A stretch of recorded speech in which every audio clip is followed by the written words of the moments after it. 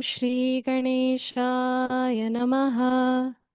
Om Shri Saraswatyai Namaha.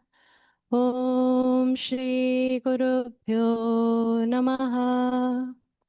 Sada Shiva Samarambham Shankaracharya Madhyamam Asmadacharya Paryantam Vande Guru Paramparam Shruti Smriti Purananam Alayam Karunalayam Namami Bhagavad-pada Shankaram Lokashankaram Shankaram Shankaracharyam Keshavam Badarayanam Sutra Bhashya Krito Vande Bhagavantau Punah Punaha Ishvaro Gururatmeti मूर्तिभेदविभागिने व्योमवद्व्याप्तदेहाय दक्षिणामूर्तये नमः समस्तजनकल्याणे निरतं करुणामयं नमामि चिन्मयं देवं सद्गुरुं ब्रह्मविद्वरम् मूकं करोति वाचालं पङ्गुं लङ्घयते गिरिं यत्कृपातमहं वन्दे परमानन्दमाधवं परमानन्दमाधवम् भवानी शङ्करो वन्दे श्रद्धा विश्वासरूपिणौ याभ्यां विना न पश्यन्ति सिद्धाः स्वान्तस्थमीश्वरम्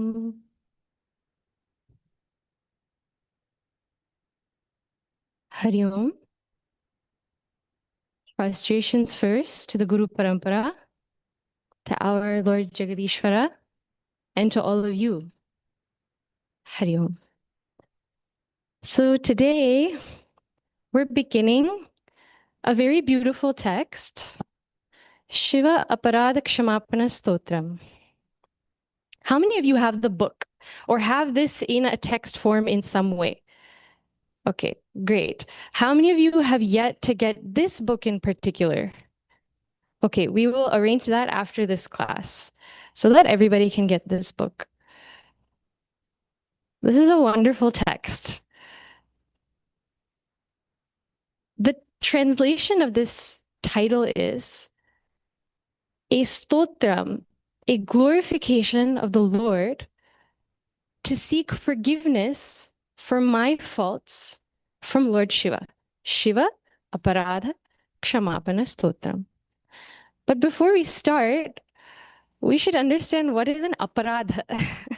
Why are we doing this? Why are we chanting this? Why are we learning this? Because only when we understand our aparadha are we capable for asking for kshama. Asking for forgiveness before an awareness of our fault is just hypocrisy.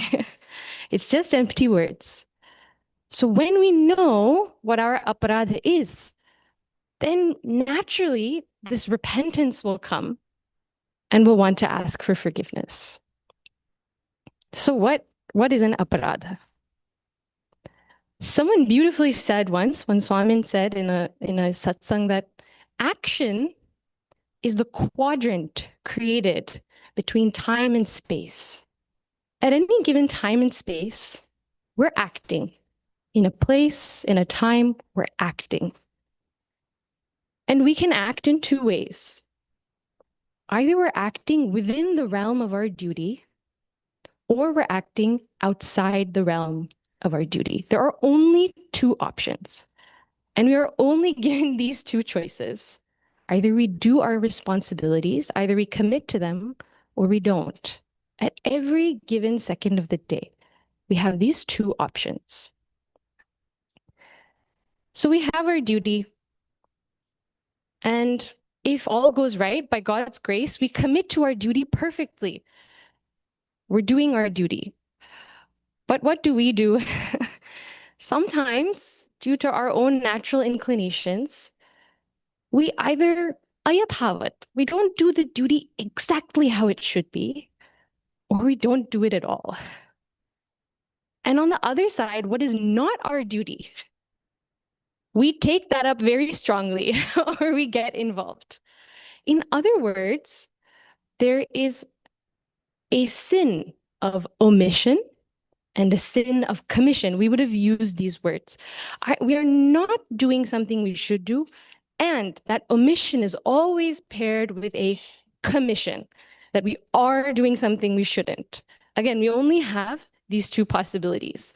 When we do something when we are not doing what we should do, we will see inevitably, invariably, our attention is going to an area where we shouldn't be. And we see this in subtle ways. We do it all the time.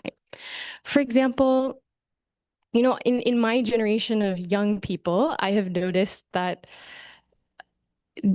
some children will be raised in a particular way where the parents will be very lax for 18 years, very lax. And then suddenly, when they're leaving the house, there's some insecurity. And the moment where the parents should let go, they're holding tighter and tighter to the kids. My friends have faced this. So what is the omission and the commission? They omitted discipline when it should have been done in the first 18 years, and then they're committed to discipline when they're actually supposed to let go. Or sometimes in the moment when we're supposed to say the truth, when we're supposed to stand up for something that is right, we stay quiet. And then in some business that doesn't involve us, we go, that's wrong. Over there, that's wrong. Why are you doing it that way? It shouldn't be done that way. See, omission, commission. There's something we're missing and there's something we're doing. When this happens, this is called an aparadh. This is called an aparadh. And remember, every second and every day, all our lives, there is some duty that is enacted upon us. We're never exempt from our duties. What about sleep? You'll say, well, sleep is also a duty. Rest is also a duty. What about when I'm eating? Eating is also a duty. What about when I'm just relaxing? Yeah, relaxing also is a duty. But right place and right time. And this duty, when it is imposed upon us because of who we are, because of the world we live in, when we don't enact it in the right way at the right time, then we incur an aparadha. And, to the best of our abilities, we all incur aparadha, right? No matter how much we try, something will go wrong. Sometimes with no fault of our own. Sometimes we're trapped in some circumstance, but there will be some aparadha. Okay, that's aparadha 1. That's one level of duty. This duty is known as our dharma. This is our dharma. This is what we are supposed to do. This is the field of expression we're supposed to engage in so that we evolve. This is dharma. But why do we do dharma? Are we just supposed to do forever? No. In the Bhagavatam, it is said so beautifully that dharma, that responsibility, that duty that is enacted, that doesn't result in devotion for the Lord, in jignasa, in wanting to know the nature of the Lord, that doesn't result in a desire for moksha, that doesn't result in a love for God, that dharma is shramaha eva. It is just some exertion. We say, na hat per mar rahe hain. We're just doing something. Just something randomly we're doing. Because dharma is not for its own sake. Dharma is for the highest dharma, which is love for God. Gurudev says love is the highest responsibility of man. So this is the second level of our duty. Our duty, yes, our worldly duty, but duty for what? For the end result of uniting with the Lord. That is our highest duty. And when we neglect this highest duty, that is also an aparadha. And actually, that is the greatest aparadha. I was watching Guruji's videos to prepare for this. And he said something so heart melting, actually. He said, when I think of my time with Gurudev, he said, I think that, I did what I was supposed to do, but I always feel that I could have done more. I could have done so much more. We didn't do enough. We may do all of our duties well, and we are all here because we have a requisite amount of devotion. It's not that we don't have it. We all have it, and we're all doing our duties well. That's why you're all so purified to want to come here, right? But we have to think about what Bhagwan has given us. He has given me my very consciousness, my life, my body, everything, every Shakti to even do all these duties. Where does it come from? It comes from Bhagwan. Am I doing everything it takes to go to him? Is what I am doing proportional to what he has given me? This is what we have to think. It's not that we're doing nothing. It just may be that we are not doing enough. And as I was reflecting on this, I was thinking, Bhagwan, what right do I have even to speak on this? There's so much aparadha going on. But that's why we have this stotram. Because after we reflect on this, when we realize that even in our worldly duty, maybe we're lacking, and of course in our higher duty, we are definitely lacking, there comes this natural feeling called paschatap, regret. Oh no, Bhagwan, what did I do? But this tapa, this feeling of regret, this fire that's burning inside, it's actually so purifying. It's the most beautiful feeling, actually. When we truly acknowledge our own helplessness as an individual, there's nothing better than that, because the only way to go is up towards Bhagwan. So after we have paschatap, so we first recognize our aparadha, step one. When we truly recognize this paschatap, this regret will come. Oh, Bhagwan, I've ignored you my whole life. And that is the worst aparadha. I've ignored you. Then comes kshamayachana. In the title, Kshamapana is the same meaning as Kshamayachana, seeking forgiveness. Bhagwan, forgive me. And he's the nature, actually, Bhagwan is the nature of all compassion. Even when we recognize our fault, Bhagwan is very happy. Even that we are trying to reach him, Bhagwan is so happy. And he will bless us. Even the fact that even when we recognize our faults, that's Bhagwan's grace. It only happens because of him. So this is Kshamayachana. And after Kshamayachana, there comes a step called Prayashchitta. Prayashchitta. Prayashchitta is sometimes translated as atonement. That's okay. There's two parts to Prayashchitta. Prayaha refers to the penance that I have to do. I have to take some action. I have to say, okay, Bhagwan, I will chant your name a certain amount. Okay, Bhagwan, I will dedicate myself to a certain sadhana, some amount. But the more important thing is the chitta, this mental attitude that I will not make this mistake again. Not that I'm stressed out, not that I'm hating myself, but I'll just say, okay, enough is enough. Enough of making this mistake. I know what it's costing me. I know what this mistake is costing me. And then I decide, no more. Something is going to change in me now. That's prayashchitta. So aparadha, paschatapa, kshamayachana, prayashchitta. Bhagwan, I will change. This stotram has the last two steps, kshamayachana and prayashchitta. The first few verses say, Bhagwan, I did this wrong and this wrong and this wrong and this wrong and this wrong, starting from when I was a fetus. I did all of this wrong. Then in the end, Bhagwan Adi Shankaracharya ji says, now, O mind, focus on the Lord. This is the prayashchitta. This is what I will do. But Bhagwan is very compassionate. Bhagwan Adi Shankaracharya is very compassionate. We also don't know how to look for our aparadha, If it was left to us, we would say, what did I do wrong? Look at me. I'm so great. And then we go up to Bhagwan like, you were waiting for me, right? With no namrata. But he shows us through these verses, he actually helps us to do the first step. What was the aparadha? What was that? And then by knowing that, we then know what to do later. We know how to course correct, so to speak.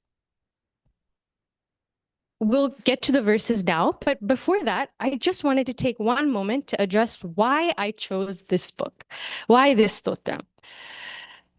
Because sometimes I feel that when we study a lot, we neglect the practical application of bhakti, which is a necessary, mandatory prerequisite for actually learning Shastra properly. We have to remember that Brahma Vidya is not in some book. It's not a thing. It's not a thought. Brahma Vidya is not a thought. It is an experience. And believe it or not, we are experiencing it right now. We will not know Brahma Vidya until we reach out to Ishvara as a jiva. First, we have to understand jiva and Ishvara before we get to Brahman. We have to purify our minds. This is so necessary. I'll quote Gurudev in the introduction. It's so beautifully he writes, Shankara, the father of Advaita Vedanta, who spent his lifetime propagating the theme of the Upanishads, is here demonstrating to his followers that with devotion alone can the rubbish heap of our gross, sensuous vasanas be trucked out and burned down. With devotion alone. See, Bhagwan Adi Shankaracharya ji is our model here. In his commentaries, you see his almost fanatic emphasis on Advaita, nothing else. Advaitameva Satyam, Advaitameva Satyam. Yet this same Bhagwan Adi Shankaracharya ji turns around and writes stotram after stotram, establishes temples, creates panchayatana puja, does so many things for devotion. Why? Why? Why does he do that? Not that he needed it, but because he expressed it. After his knowledge, he was even more in love with Bhagwan. So that's our model. Jnana and bhakti, to merge them together, not to keep them separate. Gurudev liked to say that jnana and bhakti are two wings of a bird.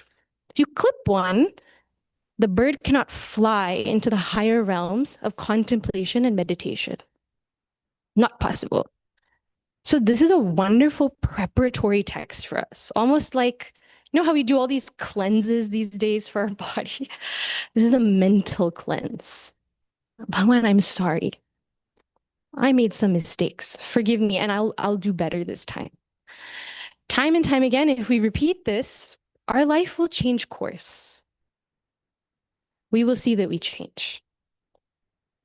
So now that we are clear about why we're studying this, let us get into the text proper. So we'll chant, lead, and repeat. Please sit up straight and chant loudly. And if you don't chant loud enough, I'll make you repeat. I'll do it in small portions and then we'll do a pada at the time because this is a different meter. It's a little longer. If you don't have the book, that's fine. From next week, bring the book. Verse 1. Adau karma prasangat kalayati kalusham matra kukshaw sthitam mam. Now we'll do the whole pada. Adau karma prasangat kalayati kalusham matra kukshaw sthitam mam. Prasangat kalayati kalusham matra kukshaw sthitam Vinmutra metya madhye Vathayati nitaram Jatharo jatavedaha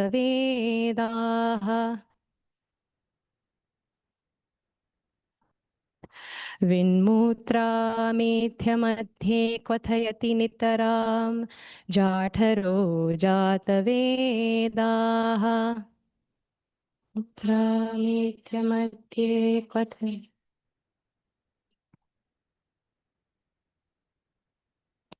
यद्यद्वै तत्र दुःखं व्यथयति नितराम् शक्यते केन वक्तुम् यद्यद्वै तत्र दुःखं व्यथयति नितरां शक्यते केन वक्तुम्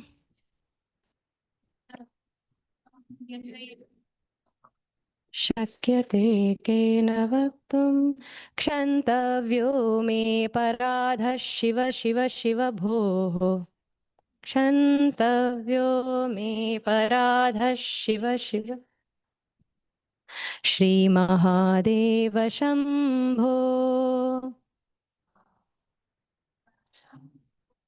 क्षन्तव्यो मे पराधः शिव शिव शिव भोः श्रीमहादेव Shambho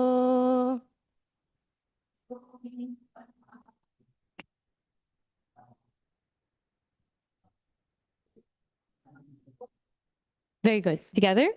Ado karma prasangat kalayati kalusham matra kuksho sthitam mam vinmutra mithya madhye kvathayati nitaram jatharo jatavedah यद्यद्वै तत्र दुःखं व्यथयति नितरां शक्यते केन वक्तुम् क्षन्तव्यो मे पराधः शिव शिव शिव भोः श्रीमहादेव Shambho. Beautiful, right? Very poetic.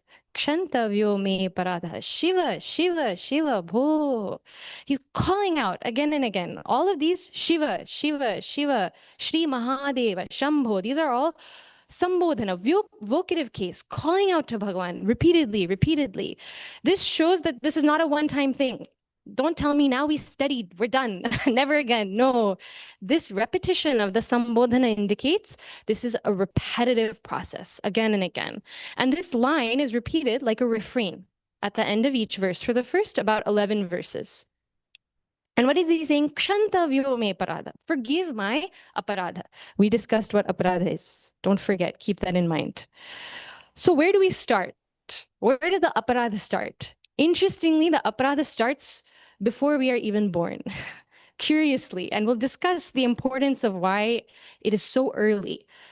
Bhagavan says, Ado karma prasangat. In the beginning of my life, due to the incidence of past karmas, due to the propensity of past karmas, I take a body. The jiva enters the body in the mother's womb.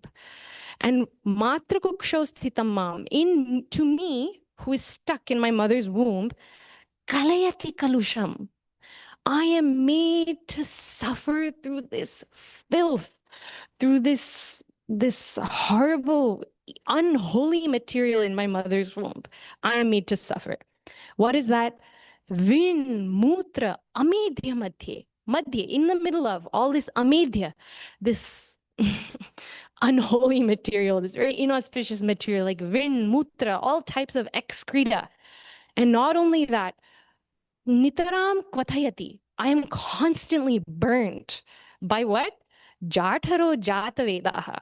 By the Vaishwanaragni, by the Jatharagni of my own mother. Her stomach fire is burning that fetus. Just think, upside down, stuck, can't move, head can't move left and right, all of this pulsating flesh around. Oh, horrible. It's terrible. This is the picture that Bhagwan paints. So bad that he says, Yadyadvai tatra dukham vyathayati nitaram. Endlessly, all of that sorrow that I am going through there, shakyate kena vaktum. Who can really articulate? Nobody. We don't experience anything like that in life, right? We are quite free. We're blessed, nice pure air around us. Who can really articulate the suffering of that fetus? Kshantavyo me paradha. Now you'll say, wait, poor fetus. What aparadha did this fetus do? What's the problem there? The problem is actually not with that fetus. The problem is with that previous life. that I didn't finish my vasanas. I didn't gain knowledge. Bhagwan, I didn't come to know you. I didn't come to you. I didn't reach you. So I was propelled to another birth. This is my fault. This, my suffering in my mother's womb, it's my own fault. Before we get into what this jiva is going through, we should understand who this jiva is. Because this jiva is not yet a person. Yet. What is this jiva? And to understand that, we have to look at the first two words of this verse. Ado karma prasangat. One way to understand ado karma prasangat is the way that I told you. In the beginning of my life, as this particular embodiment, because of the incidence of karma. Okay, that's one way to understand. But there's a deeper message in these two words. Ado karma prasangat. For those of you who know a little bit of grammar, you'll know that karma prasangat is heto panchami or hetoho panchami, which means it indicates a cause. Because of my past karmas. So that shows that there's something that happened before, right? That begs the question is, what is this adi then? What is this adi? If you're saying before, if there was a cause, there should have been a cause for that cause. And there should have been a cause for that cause. Cause and effect is a cycle, right? How do you find adi in a circle? Impossible. Ado karma prasangat tells us that this karma is happening forever. In other words, this jiva is anadi. We are not only asking for kshama for this life. Okay, last life, sorry, Bhagwan, I missed you last life. No, infinitely I have not come to Bhagwan. Infinitely, for how many lives? The jiva has no beginning. There's a wonderful paramparagata verse that tells us that there's 6 entities that are anadi. 6. You might have heard this before also. I'll just say it. You don't have to note it down or anything. Later, if you want it, you can ask me. Jiveshvara vishuddha chitta tatha jiveshayor bhida avidya tachittor yogaha shadasmakam anadayah. The 6 anadi vastus are jiva, Ishvara, the relationship between jiva and Ishvara, Brahman, avidya, ignorance, and the superimposition between avidya and Brahman. I won't get into all the details of this. It's a very deep verse, but I just want to point out one thing, that jiva is anadi. Jiva is existing forever. We never had knowledge. That's why we're ignorant now. If we ever had knowledge in the past, we wouldn't be in this problem. We wouldn't be in this body. Jiva is anadi. So our ignorance of the Lord and our aparadha of forgetting the Lord also is anadi. Now let me ask, who's the solution to this problem? Only Ishvara, right? Because our sambandha between Ishvara is also anadi. Our relationship between Ishvara is the only permanent thing since we were jivas. He's the only real relationship we have. So this jiva, the only connection, permanent connection it has to anybody is Ishvara.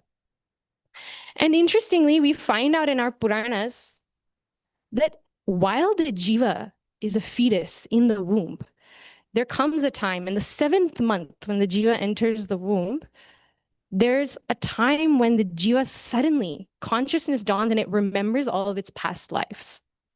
You can find this reference in Srimad Bhagavatam, 3rd canto, 31st adhyaya, between the samvad of Kapil Muni and Devhuti. Very, very famous samvad it is. And in that, Kapil Muni is describing the life cycle of a jiva, how it goes in the samsara chakra. And interestingly, he describes how when this fetus develops, and he describes all the stages of development also of that fetus, and when that jiva gains consciousness and awareness, lying there in the mother's womb as it's suffering. And this, what we got here, this 3 lines of description is nothing. In the Bhagavatam, it's very graphic and terrible. We all should read it, I think. He describes the suffering of that jiva. And then he describes that the jiva does Bhagavan Stuti because it remembers all of its past lives. And the jiva, it it speaks to Bhagavan. First, it extols Bhagavan. It remembers, oh my God, I have lived for so many infinite lives in the past. Even if we think now, if we just take a moment and think about how many past lives we would have had, suddenly it puts our life into perspective. Huh? The big things that we worry about, it really puts into perspective. And in that flash of awareness or perspective, the jiva not only worships Bhagwan, but promises Bhagwan one thing. So the jiva speaks to Bhagwan, and it says, I'm just going to quote some lines from here. It says, Garbhana nirgamishe. I don't want to come out from this garbha. It's so terrible. Why?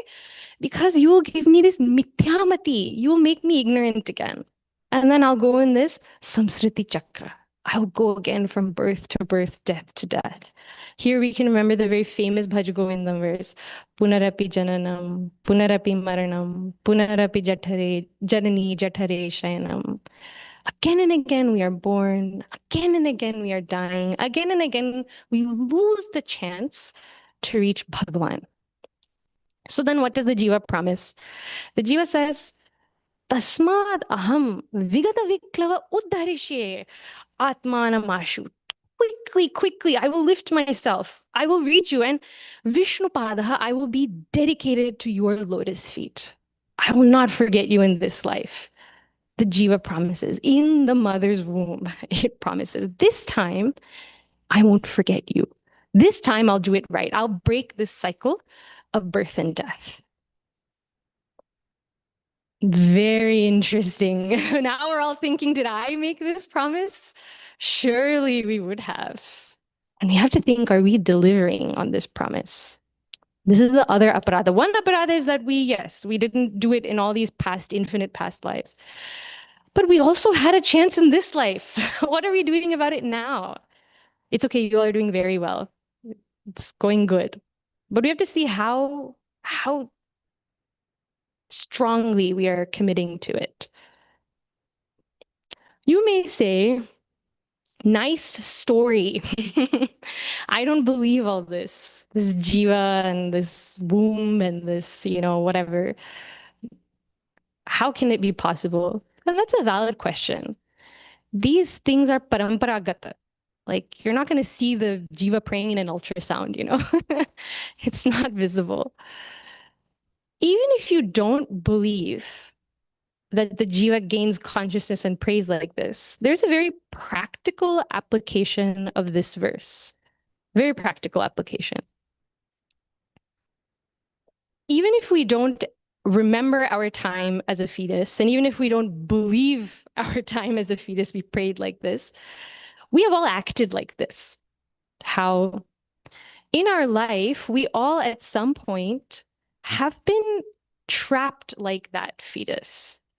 We have been stuck in a circumstance that is full of suffering. All of us have done this. And in that time of suffering, when we have nowhere else to go, and Hariom, if you would like to sit down, please sit down. Please don't interrupt the class. Thank you. Okay. In that situation, when we are struggling to go anywhere, like the fetus, we are stuck and we can't, like how the fetus can't turn left, right. We also feel like everywhere we go, there's suffering. Sometimes we get a flash of clarity. We get some perspective. And we say, Bhagwan, suddenly we become philosophers, We say, Bhagwan, this time I won't forget you. I'll come to the temple a lot and I'll remember you all the time and I'll do your stota. We all have done this. We've all made, in other words, false promises to Bhagwan. At some point or another, we've done this. Or you say, Bhagwan, I'm having a hard time. Please, please help me. Please help me. I'll remember you. And then we very conveniently forget that he ever helped us. This is the practical application of this verse. When have we made false promises and broken them? Even if it is not to Bhagwan, let's think even about our worldly promises. How much kritagnyata, how much gratitude do we have to all those who have helped us? Something to think about. How many promises do we keep and how many promises do we end up breaking? Something to think about. This is the very, very practical application of this verse. Even if all this jiva stuff, it's not really working with you, that's okay. We all act like a fetus, even if we may not be one. This is our mananam, and I will slowly give you all homework. Don't worry, it's not serious. I'm not going to check. And my policy with homework is that whatever homework I assign, I also assign to myself. So if you do it, I do it too. And for the two verses that we'll cover today, this verse and the next verse, I'm going to give you a mananam exercise. And the mananam exercise is to reflect on this practical application. We all can accept, okay, past life karma, I didn't gain knowledge, so on and so forth. But in this life, when have I made a false promise to Bhagavan? When have I remembered and then forgotten him in a time of distress? This is, for this verse, the mananam exercise. And then I'll give you a mananam exercise for the next verse. Not that I'll check. Should I check? Some panic. I see some panic. No, I won't check. But I will do it. Hand on my heart. I will also do this. Okay, that's enough for this verse. Ado karma prasangat kaleti kalusham matrikukshav sthita mam vinmutra medhya madhye kwathayati nitaram चाठरो जात वेदा यद यद वै तत्र दुःखम व्यथयति नितराम शक्यते केन वक्तुम. This is a very beautiful line, actually. If we see the practical application of this line, yad yad vai tatra dukham, really, my sorrow, who else understands? Think, who else understands my sorrow? Shakyate kena vaktum. We all bear our samsara. But there's one entity who understands. Remember, Jiva Ishayor Vida. Jiva and Ishvara understand each other. Or at least Ishvara understands Jiva perfectly, if not the other way around. Yad yadvai tattudukam vyadheti nitaram shakyate kena vaktum. Nobody can say, but I can tell him. And even better than I can tell him my suffering, he knows even before I tell. This is an indication for us who to go to. We look for comfort in people, but there's a limit to what people can do. Yeah, a little bit. Somebody can bear your load, but for how long? Eventually, everybody gets sick of it. He will never get sick of it. Life after life after life, he has borne us, wailing and crying and making a mess. And still, every time, he provides for us out of compassion. Very beautiful. The other thing we should see is nitaram, nitaram, used twice. Repetition is not used lightly in Sanskrit, especially when you have a very tight meter that you're trying to fit. If any of you have tried to compose in Sanskrit, it's a wonderful exercise in frustration. Why will he use nitaram? Because just as the jiva is nitaram, endless, continuous, our suffering is also nitaram. We have to remember, nitaram, nitaram. What am I undergoing constantly that I'm not aware of? Okay. Kshantavyo me paradha, Shiva, Shiva, Shiva bho, Shri Mahadeva Shambho. Okay, let's go to verse 2. I think we'll only be able to cover verse 2 now. Balye dukkhatireko malalulita vapuhu stanyapane pipasa. बाल्ये दुःखातिरेको मललुलितवपुस्तन्यपाने पिपासा दुःखातिरेको मललुलितवपुः स्तन्यपाने पिपासा no शक्तश्चेन्द्रियेभ्यो शक्तश्चेन्द्रियेभ्यो no शक्तश्चेन्द्रियेभ्यो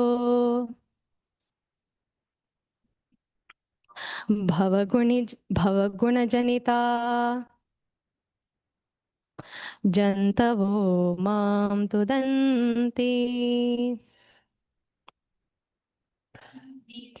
no शक्तश्चेन्द्रियेभ्यो भवगुणजनिता जन्तवो मां तुदन्ति शक्तश्चेन्द्रियेभ्यो भवगुणजनिता Chantavo mam tudanti nana rogadi dukkhad narogadi dukkhad rudana paravashah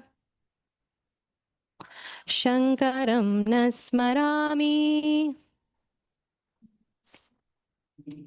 नानारोगादि दुःखाद्रुदन परवशः शङ्करं न स्मरामि रोगादि दुःखाद्रुदन परवशः शङ्करं न स्मरामि क्षन्तव्यो मे पराधः शिव शिव शिव भोः श्रीमहादेव शम्भो तव्यो मे पराधः शिव शिव शिव भोः श्रीमहादेव शम्भो. Good together. बाल्ये दुःखातिरेको मललुलितवपुः स्तन्यपाने पिपासा नो शक्तश्चेन्द्रियेभ्यो भवगुणजनिता चन्तवो मां तुदन्ति नानारोगादिदुःखाद्रुदनपरवशः शङ्करं न स्मरामि क्षन्तव्यो मे पराधः शिव शिव शिव भोः श्रीमहादेव Shambho. Okay, so now from the womb, we have made it out as a baby. This is talking about being a shishu, like a baby, and also being a bala, being a child, both. The last line we saw already, Kshantavyo me paradha, forgive me, Bhagwan, for my misdeeds at this time of life. So let's go word by word. Balye in childhood, meaning in my, including Shishu Avastha, including that time when I'm a baby, in my young years, dukkhatireka, there's excessive sorrow. We'll say, what's the sorrow? But the babyhood is the time where we are doted on, where everything is taken care of. We're free, no responsibilities. No, there is some suffering. What is it? Mala lulitavapuhu. My body is smeared in, is caked in mala, in impurity. My own impurity coming from my own body. I don't even have control, and I have to wait for somebody else to clean me. It's a horrible state, actually. Malalulitavapu, stanyapane pipasa. And all the time, I'm thirsty. Pipasa means thirst. I'm thirsty for my mother's milk. And I have to wait for her to feed me. I have no ability to obtain anything on my own. No shaktaha cha indriyebhya. Also, I don't have any strength in my indriyas, in my senses, in my organs of action. Like, I'm weak in my limbs. If I want to pick up something, I can't pick it up. I don't have any object permanence. Something comes, it goes away, I forget it exists. Very weak. The body is weak. The senses are weak. Everything is weak. If I'm hungry and I cry, I don't even have proper speech. I cry, they don't know what's wrong. They try N number of things and they still don't understand that I'm itchy here. They don't get it. And so I'm crying and crying and crying. Even I can't itch myself. In that Bhagavatam, in that 31st adhyaya, third canto, it says, all these insects will come and bite the child and it can't even remove them. It's helpless. It's a very helpless state. Dina, it's very helpless. There's no help available. It's very powerless. So what happens then? Bhava guna janitaha jantavaha mam tudanti. All manners of beings, jantavaha, bhava guna janita, that are born from the various elements of the world, the 5 elements, all the different creatures that come, mam tudanti, they torment me because I'm an easy target. They come after me and I can't do anything about it.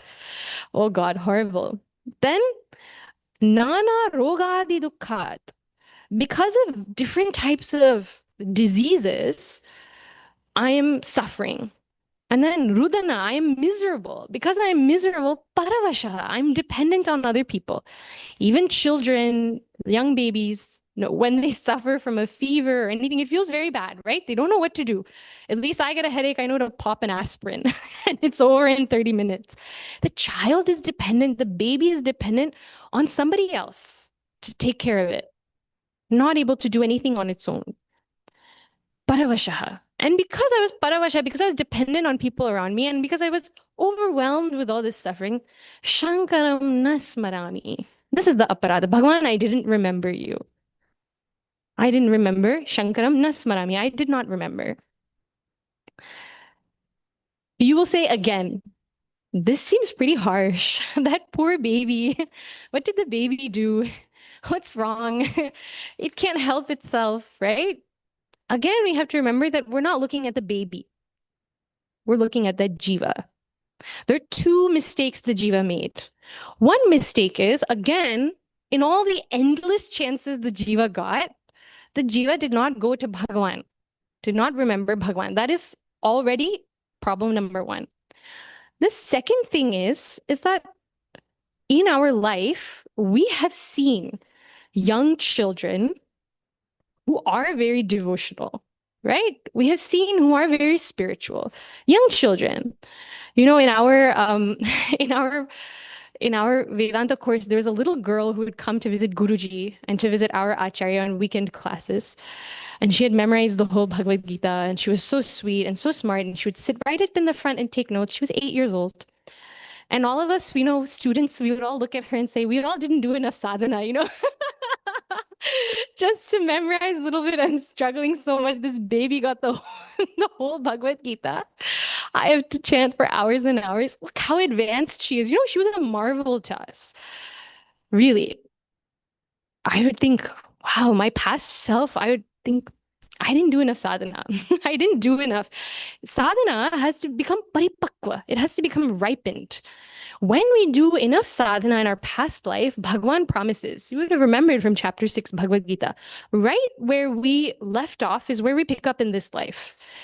If we feel I'm not spiritual enough, I'm not, I just don't have the inclination, don't blame anybody else. Blame me. I didn't do enough sadhana in the past life. Bhagwan, that's why even in childhood, I didn't turn to you. Bhagwan Adi Shankaracharya ji is also an example. By 8, he memorized all the Vedas. By 16, he wrote all the commentaries also. By 32, he did whole Digvijaya. North, south, east, west, he conquered all of Bharat with Advaita. We see examples all around us of remarkably advanced spiritual beings. Because remember, we're talking about a jiva, not that little kid. There's no accidents. Karma prasangat works both ways. Karma prasangat, I take a birth, but karma prasangat, I'm also propelled towards Bhagwan.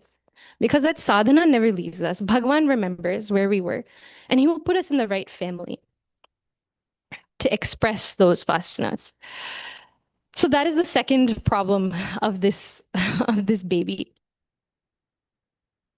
There's a great famous verse that we will remember from, again, Bhajagovindam. Balastavat krida saktah, tarunastavat taruni saktah, vriddhastavat chinta saktah, parame brahmani ko bina saktah.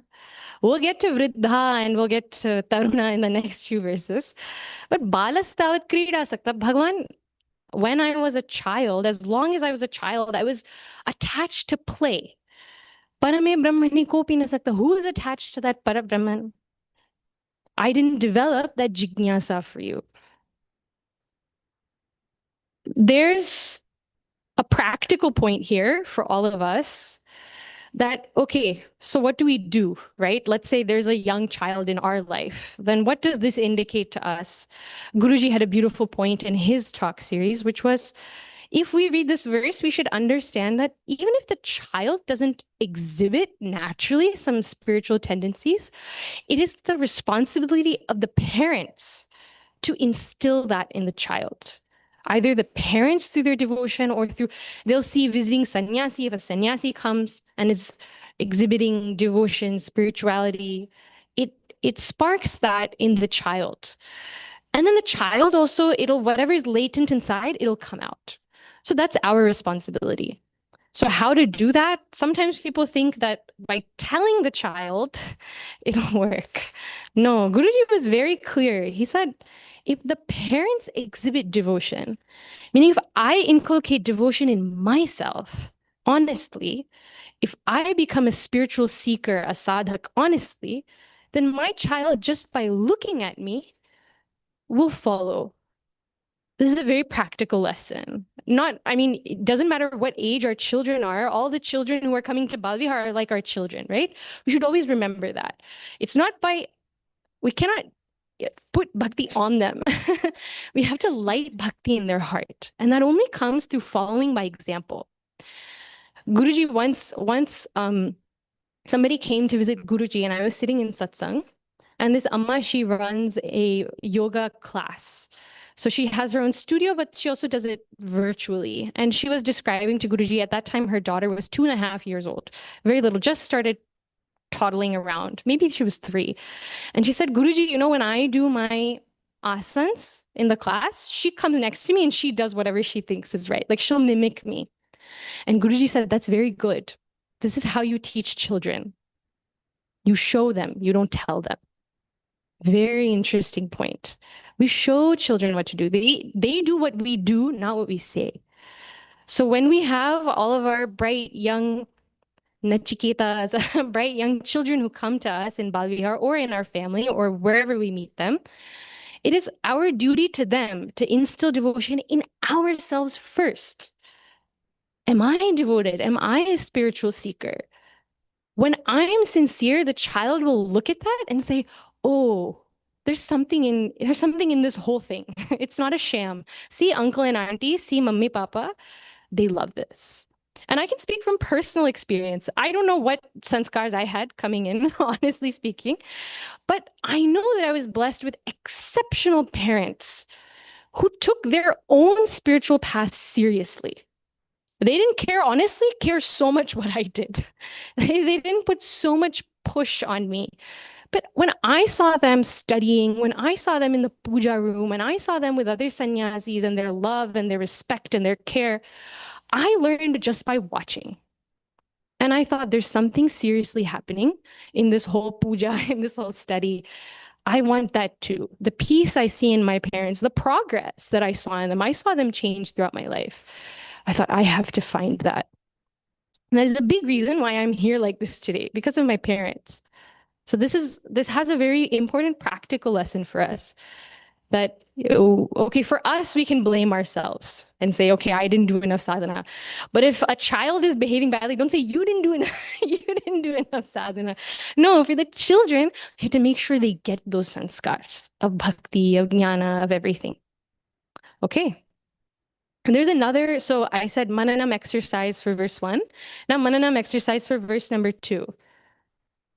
When have I been helpless like a child? When have I been helpless like a child? And in my helplessness, I forget Bhagwan. There's 2 types of helplessness. One is the helplessness of when I was like a quote fetus. Suddenly I get clarity and I say, Bhagwan, I'm a sannyasi now. I'm coming to Rishikesh. I'm leaving everything. That's one thing. Sometimes when we are so beset by troubles, when we feel that feeling of deenata, I can't do anything for myself, and I become miserable, I forget Bhagwan. The opposite happens. Honestly speaking, this happens more often if we observe. Because what then happens is we become paravashaha. Paravashaha. This is probably the most important word in this to me is paravashaha. We become dependent on other people. Instead of being dependent on somebody who is Sarvashaktiman, we go to other Alpashaktis to cure my Alpashakti problem. That's problematic, right? We can see the illogical nature of this. I'm lacking, so I go to other people who are also lacking and I say, help me, help me. That won't work. That won't work. In the long term, that won't work. It may work a little bit, but it won't work in the long term. This isn't to say don't ask for help, but the point is when help comes from somebody, recognize where it's actually coming from. And when we don't get any help, we have to realize, okay, now Bhagwan will make some arrangement somehow. If we're having trouble understanding where we are being paravashaha, where we are dependent on others, we have to see where I'm rudana. See the little word right before that, rudana. Where am I miserable? Where I am miserable, there we will see there is some dependence on somebody, something, some situation, an object, an emotion, a thought. Some entity is there that I'm dependent on. Therefore, I'm miserable. And I identify with my helpless, limited state. And then I reach out again to other helpless, limited beings. So this is something to reflect on. That also is an aparadha. When in my difficult state, I don't go to the person or the entity or to Bhagwan, who actually is the only one who solves all of my problems so far. This is our mananam exercise number 2. Number 1, when did I make a false promise to Bhagwan? Number 2, when did I forget Bhagwan in a helpless state and depend on other people or things or situations? This is what we will reflect on. I would encourage each of you to make like a tabular column of some sort, like you do verse 1 mananam, verse 2 mananam, and then like the days of the week, and every day in the evening, just do a check-in. Did it happen today? Did it happen in the past? Just do a little check-in, and then every day shouldn't take more than 2 minutes. I will also do it. Promise, I'll do it. And when we do this regularly, when we realize this fault, naturally will come to kshantavyo me paradha. We should, whenever we do this exercise, we should always come to that step. Otherwise, we'll be stuck in a pit of negativity. Oh, I did something wrong. Oh, I'm so horrible. Oh, this is terrible. No, we don't have to stay there. Once we get to this spot, we should say, okay, Bhagavan, now only you can do my uddhar. I'm sorry. I'll remember you. From now on, I'll remember you. When I'm having trouble, I will remember you. Kshandavyo me paradha, Shiva Shiva Shiva Bho, Shri Mahadeva Shambho. Yeah, that's all I can say about this second verse right now. I think we covered it. Oh, one more point. Bhava guna janita jantavo. This is very interesting because when a baby is there, then there's little insects or whatever. But in the practical application, we should think about what are the bhava guna janita jantavo? What are all the different beings and entities that I think are torturing me? I should think about that and realize that actually I only think they're torturing me. Nothing so terrible is happening. And if it's a real problem, then Bhagwan, the one who created those beings, Bhagwan will be the one who solves that problem for me also. As he has done for endless past lives, again and again and again and again in the past. The final point that I'll make before we close today is the reminder that Bhagwan is the only relation that I have, really speaking. All other relations we have are through Bhagwan and by Bhagwan. But the only relation, true relation I have is with Bhagwan. Like logs in a river, we meet people and then we go away. But who is that river who is enabling all of that? That log was always permanently on that river, right? That sambandha between that all-powerful river and that helpless log, that's the real sambandha. We forget that. But we're stuck on the logs beating each other. Gurudev used to say, love only God because only God knows how to love you back. Something to remember. That is the spirit with which we should study this. Yes, there will be some guilt and paschatap and all of that. But when we do all this, actually what comes through to the other side is overwhelming gratitude. Bhagwan, you have borne me for so many lives, so many times I ignored you, and still we get to study this.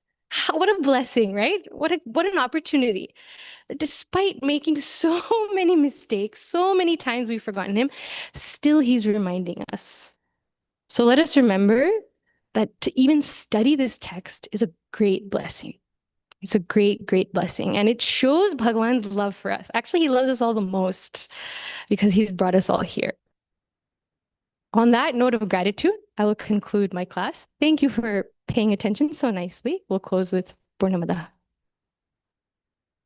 Om Purnamadah Purnamidam Purnat Purnamudachyate Purnasya Purnamadaya Purnamevavashishyate. Om Shanti Shanti Shanti. Harihi Om Shri Gurubhyo Namaha.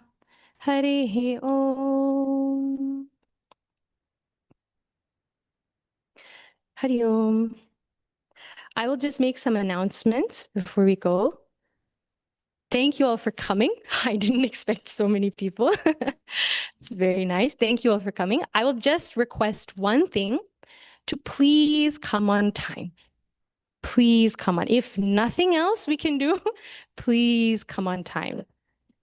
It is to show respect for this text and to show respect for your fellow classmates that we come 5 minutes early.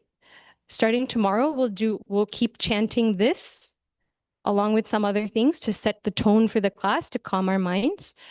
And that way we don't have to keep hearing the door, the rustling. All of these things affect the atmosphere of the classroom. So to protect the sanctity of the classroom, please come 5 minutes early at the latest. Thank you. That's announcement number 1. Announcement number 2 is on Tuesday evening, I believe Bhavna ji has asked me to announce that we are having Chapter 9 summary on Zoom at 7 p.m. Am I right? 7 p.m. If you would like to join that Chapter 9 summary, it's for the study group people, of course, but everybody is welcome to join. It's online. Please ask Bhavna ji for the link. Has it gone out to everybody? Yes. Oh, the link has already gone out through email. Great. So you can join that. Chapter 9 Bhagavad Gita summary. That's announcement number 2. Then announcement number 3 is in Delhi, I will keep saying this, in Delhi in October, we are going to be celebrating 75 years of the Chinmaya movement from October 23rd through 25th.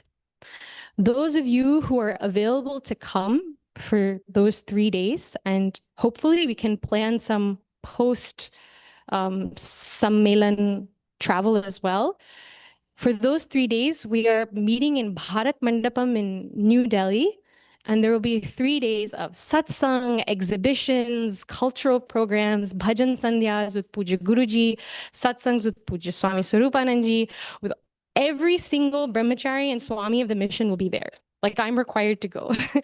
There will be dynamic exhibitions, there will be breakout discussions, there will be all sorts of fun, wonderful catered food, and it's 10,000 of us coming together in October. So if you are interested, please come talk to me so that I can add you. I'm trying to create a group that's going from Orlando. And we will have a wonderful time. I encourage you to come because it'll be so inspiring to see our global Chinmaya family together. In this vein, about this Vishwa Sammelan in Delhi, we will be having a meeting with Puja Swami Swarupananji in just half an hour at 11 a.m. So please join. It'll be projected onto the screen and then we'll all sit here. Otherwise, I believe you all would have gotten an email from Chinmaya Mission Orlando. If you have to leave, then please join from wherever you are. It'll be wonderful to see Swamiji and to hear more about what is going to happen in October. That's all for me. Hari Om.